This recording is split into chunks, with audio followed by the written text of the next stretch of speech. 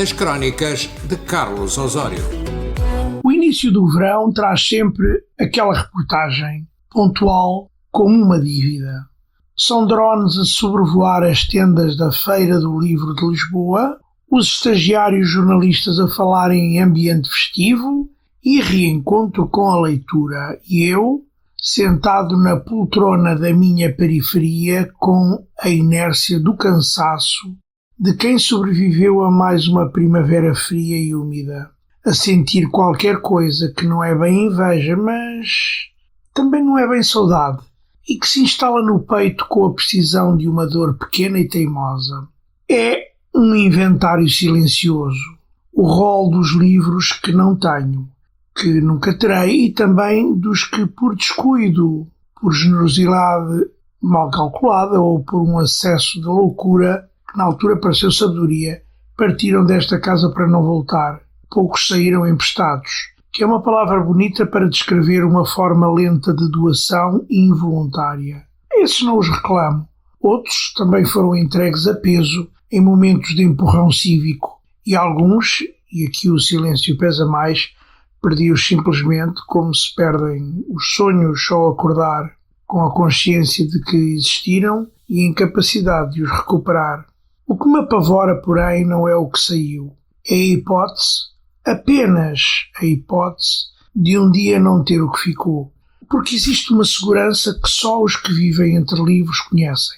A certeza de que quando uma ideia ainda não tem forma, mas já pressiona por dentro como água contra um dique, alguns na estante, existe o volume que a contém. Não sei onde está. Isto nunca se sabe. E a desordem das estantes é uma ordem que apenas o instinto decifra. Mas sei que está. E a busca tem qualquer coisa de decifração enigmática, de descida aos subterrâneos. Retirar volumes, folhear, encontrar o que não procuramos, desviar-nos por páginas que nos chamam como encantos de sereia e regressar, no fim, com as mãos cheias de outra coisa. Ou até não regressar, porque entretanto a ideia original ficou para trás e eu fiquei a ler outra coisa. Não herdei livros, talvez um dicionário, um prontuário. Não existe na minha genealogia próxima nenhuma biblioteca de família, nenhum cheiro a bichinhos de prata, de uma casa de avós onde os volumes acumulavam décadas com um sedimento no fundo do tempo. Cada livro que tenho foi escolhido, comprado, por vezes conquistado com o sacrifício calculado de quem adia outras despesas.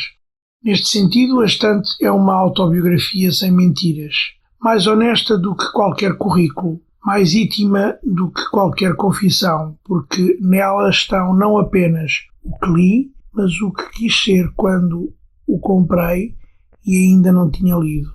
Com o avançar dos anos, esta relação não se simplifica, aprofunda-se como um poço de nevoeiro a que se vai buscar nitidez com cordas cada vez mais longas. Multiplica-se a consciência dos livros que faltam, dos que nunca caberão na estante, porque o tempo é um tirano com má vontade e as edições raras não chegam para todos.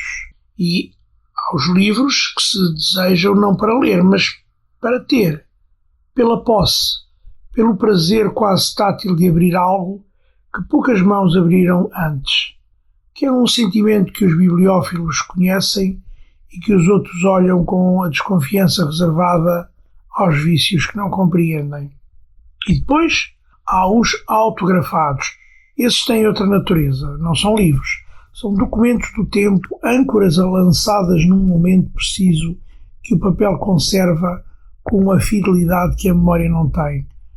A espera numa fila, o nervosismo de chegar à frente, o aperto de mão rápido ao autor, as palavras breves trocadas com alguém a quem se admira há anos, sem o conhecer, o olhar amistoso de quem já assinou centenas de vezes e ainda assim parece estar ali, contigo, apenas por um instante que dura enquanto a caneta dura.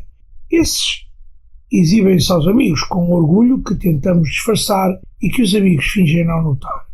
Sei que certas obras do mundo excedem em muito o tempo que tenho para as ler.